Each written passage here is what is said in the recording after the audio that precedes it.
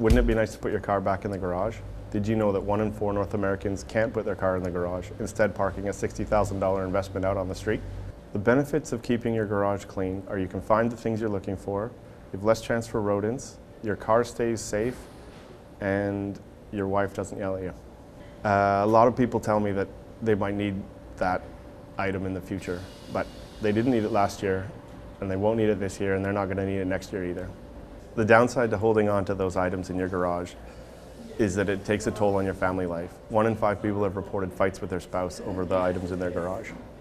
Wouldn't it be nice to put your car away and start that woodworking project? To do that, you need a game plan. Call Fresh Start. We know how to recycle boxes, where to take the oil, how to donate furniture.